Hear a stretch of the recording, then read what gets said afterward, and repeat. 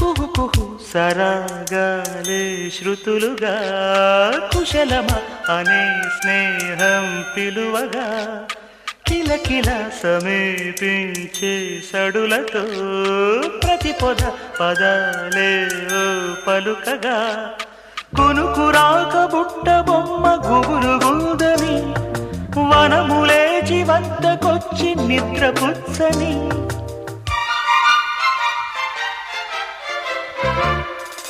జామురాతిరి జాబిలమ్మ జోలపాడన ఇలా